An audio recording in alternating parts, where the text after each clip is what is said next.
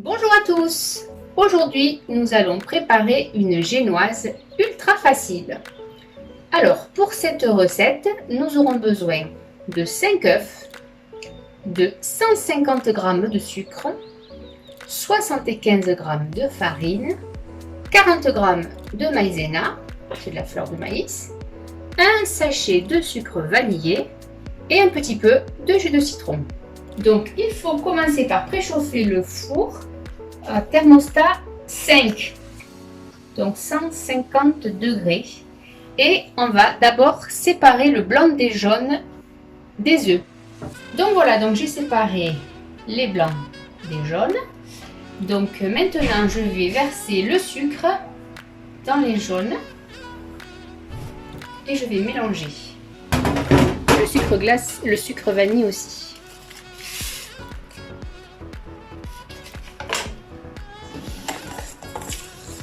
Donc là, on va mélanger jusqu'à ce que le mélange devienne bien mousseux.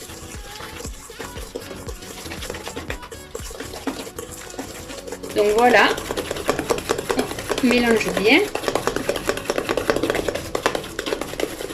Donc maintenant, on va verser un petit peu de jus de citron. Donc un petit peu au hasard. Hein, voilà. Hop. Donc on mélange. Et ensuite, on va rajouter la maïzena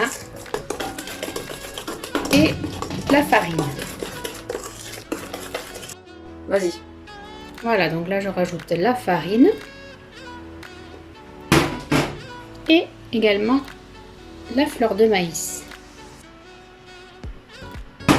Et je mélange délicatement. Donc voilà, ça fait une pâte un petit peu collante, mais on va y intégrer maintenant les blancs en neige. Du coup, ça va la rendre beaucoup plus souple et aérée. Hop. Donc voilà les blancs en neige qui ont été montés. Donc maintenant, je vais y aller progressivement. Donc on ne les met pas tous d'un coup, mais au fur et à mesure. Et on prend une spatule et on tourne en rond délicatement pour les faire pénétrer petit à petit. J'en ai remis un petit peu. On va le faire à peu près en 3 fois, on va dire.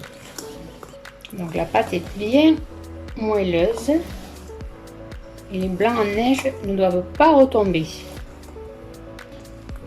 Voilà. Là, touche plus.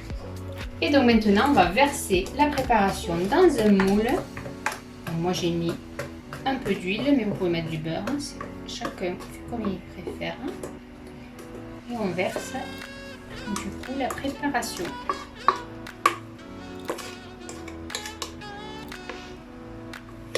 Donc voilà. Donc ensuite, on va mettre au four, donc préchauffé à 150 degrés, et pendant une durée de 25 minutes.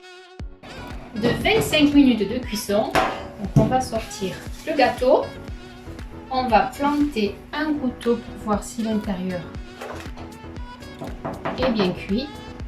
Donc la lame ressort sèche. Donc c'est tout bon. On va le démouler. Donc voilà le résultat. Donc maintenant il ne nous restera plus qu'à le saupoudrer de sucre glace. Et puis on coupera l'intérieur pour vous montrer le moelleux de la génoise. Donc voilà, j'ai recouvert de sucre glace. Donc j'ai utilisé une petite passoire pour éviter les grumeaux.